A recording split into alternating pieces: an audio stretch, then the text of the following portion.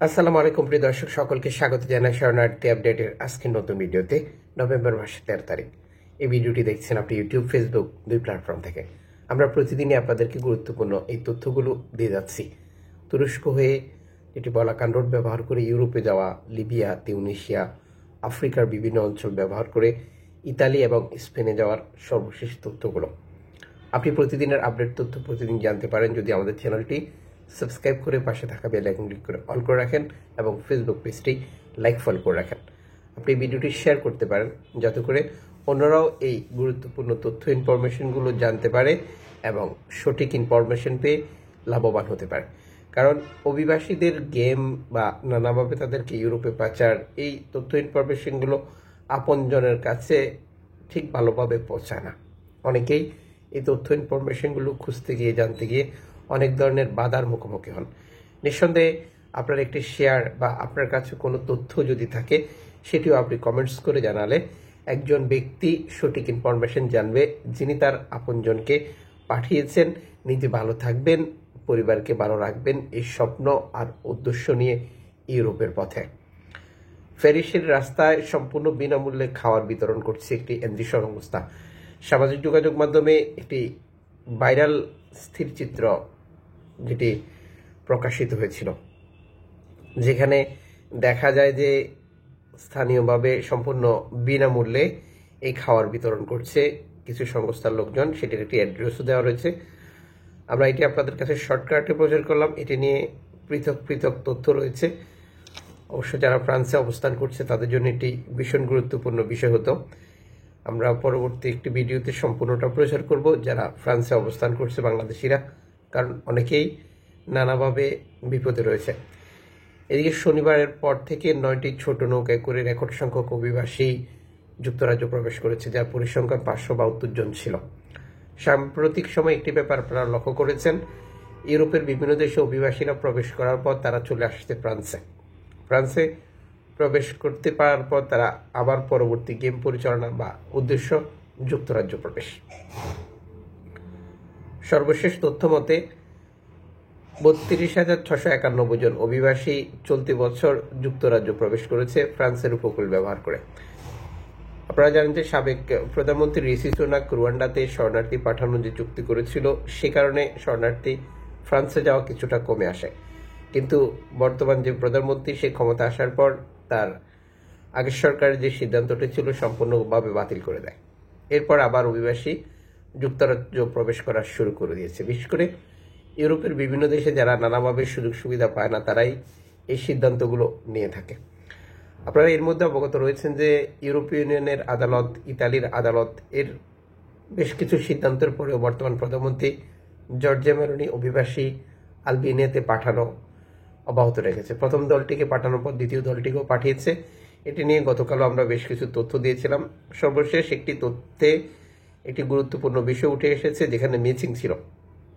আমরা গতকাল যে ইনফরমেশনটি সংগ্রহ করেছিলাম সেখানে ইতালির একটি স্থানীয় দৈনিক বলেছিল 2 জন বাংলাদেশি, 6 জন ছিল মিশরের নাগরিক। কিন্তু গতকাল আমরা ফ্রান্সের একটি দৈনিকে দেখেছি যেখানে তারা বলছে যে 5 জন বাংলাদেশি, 3 জন মিশরীয় নাগরিক। ফ্রান্সের স্থানীয় দৈনিকটিতে যেটা বলা হয়েছে যে ভূমধ্যসাগরের আন্তর্জাতিক সমুদ্র সীমানা থেকে শরণার্থী উদ্ধার করে তাদেরকে ইতালিতে না নিয়ে ইতালির নৌবাহিনীর জাহাজ লিব্রাতে করে 5 জন বাংলাদেশি এবং 3 জন মিশরীয় নাগরিককে আলবেনিয়াতে নিয়ে যাওয়া হয়, যেখান থেকে প্রথমে একজনকে ইতালিতে ফিরিয়ে আনা হয়েছে কারণ সে মানসিকভাবে অসুস্থ ছিল, যেটি স্ক্যানিংয়ে ধরা খায়। আর বাকি লোক যেটি 2 জন মিশরের, 5 জন বাংলাদেশি, তাদের ব্যাপারেও ইতালির রোমের একটি সিদ্ধান্ত রয়েছে, আপনারা অবগত রয়েছেন। এই ব্যাপারে আমরা চেষ্টা করতেছি এই ভিডিওর মাধ্যমে আপনাদেরকে তথ্য তুলে দেওয়ার জন্য। আমরা যখন এটি রেকর্ড করছিলাম তখন পর্যন্ত কোনো ইনফরমেশন যুক্ত করতে পারিনি। আপনারা দেখতে থাকুন, বাকি ইনফরমেশনগুলো জানিয়ে দিচ্ছি একে একে। এদিকে স্পেনের বিভিন্ন রাজ্যে আপনারা সাম্প্রতিক সময় লক্ষ্য করেছেন এত বেশি অভিবাসী প্রবেশ করছে যে স্পেনের নাগরিকরা খুবই বিরক্ত অভিবাসীদের উপর। স্পেনের উপত্যকা বা বিভিন্ন দ্বীপে নানাভাবে অভিবাসী প্রতিদিনই রেকর্ড সংখ্যক প্রবেশ করছে, বিশেষ করে আফ্রিকার বিভিন্ন দেশ থেকে। এই প্রতিবেদনগুলোতে উঠে এসেছে স্থানীয় নাগরিকরা উপত্যকা বা দ্বীপগুলিতে অভিবাসীদের এত আশাটা ভালোভাবে নিচ্ছে না, যে কারণে তারা রাস্তায় নেমে এসেছে।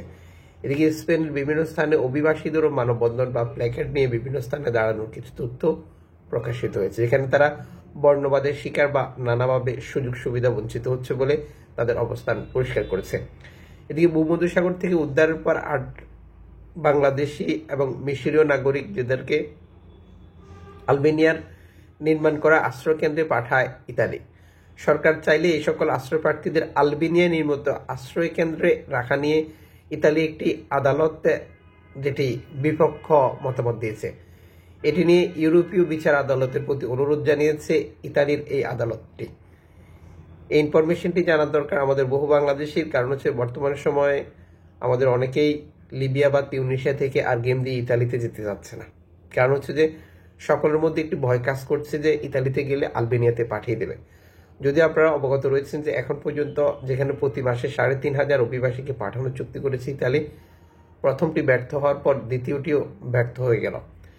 এই অবস্থায় যারা ইতালিতে প্রবেশ করেছে, আপনারা গত কয়েকদিনের ল্যাম্পেদুসা হটস্পটে যে তথ্যগুলো আমরা আপনাদেরকে দিয়েছি, যেখানে হাজার হাজার অভিবাসী প্রবেশ করেছে।